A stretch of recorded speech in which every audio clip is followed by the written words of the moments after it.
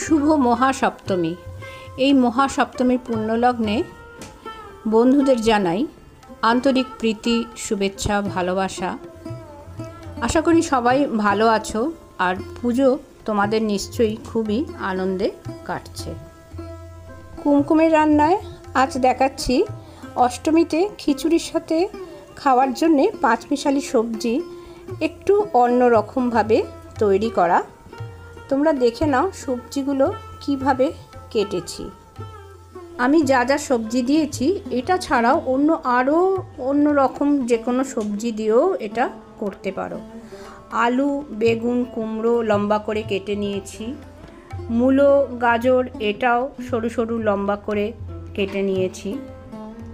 আর এটা দেখতে পাচ্ছ ঝিঙে, পটল, বরবটি এগুলোও লম্বা লম্বা করে প্রত্যেকটা সবজি একই সাইজ করে কেটে নিয়েছি।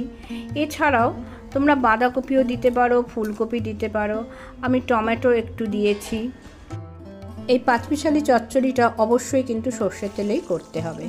প্রথমে আমি শুধু বেগুনগুলোকে আলাদা করে একটু সামান্য ভেজে তুলে রেখে দেব।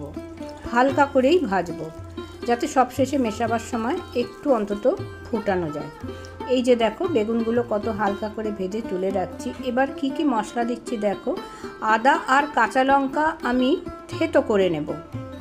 আর দিচ্ছি শুকনো লঙ্কা, 5 ফোড়ন আর তেজপাতাও দেব।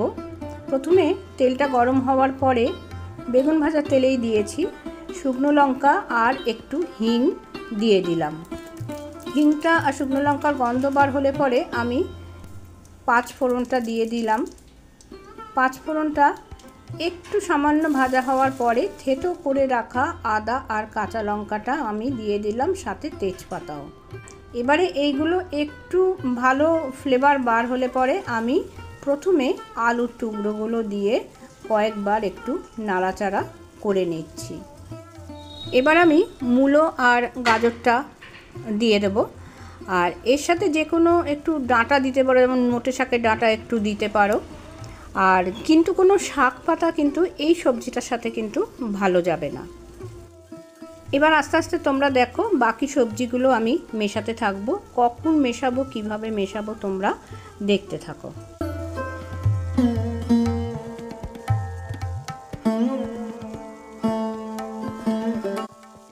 যে কোনো ট্র্যাডিশনাল অথেন্টিক রান্নাকে একটু অন্যভাবে দেখতে চাইলে আমার চ্যানেলটিকে সাবস্ক্রাইব করে রেখো আর পাশে থাকা বেল আইকনটা অন করে রেখো, যাতে আমি যে কোনো রান্নার ভিডিও দিলে তোমাদের কাছে নোটিফিকেশন পৌঁছে যায়। তোমরা দেখতে পেলে আমি কিন্তু কুমড়োটা মিশিয়ে দিয়ে নাড়তে থাকছি। কুমড়োটা আগে মিশিয়েছি, তখন কুমড়োটা একটু ভাজা ভাজা হলে তবে তরকারিটা খেতে ভালো লাগবে। আমি কিন্তু তখনও পর্যন্ত লবণ মিশাইনি। লবণ মিশালে জল বেরিয়ে গিয়ে তরকারি কিন্তু ভালো লাগবে না।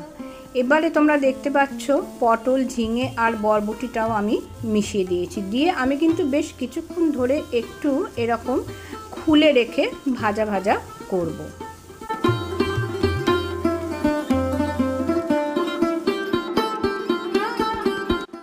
আমি হিং দিয়েছি আর ওই যে আদা কাঁচা লঙ্কা থেতো করে দিয়েছি হামানদিস্তাতে।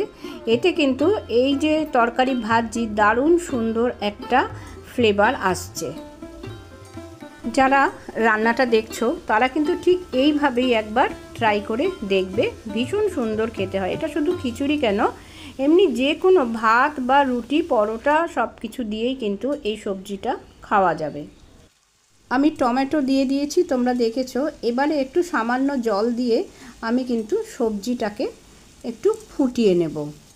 আর সব শেষে একটা দারুণ সুন্দর মশলা দেব। সেই মশলাটার জন্যেই কিন্তু এই পাঁচমিশালি সবজি তরকারিটা কিন্তু খেতে দুর্দান্ত হবে।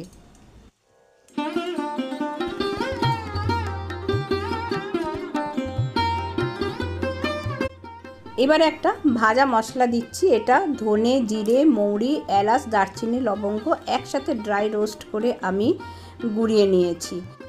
এই মশলাটাই 2 চা চামচ মিশিয়ে দিলাম। আর বেগুনটাও এইবার মিশিয়ে দেব, দিয়ে একটু সামান্য মিষ্টিও দেব।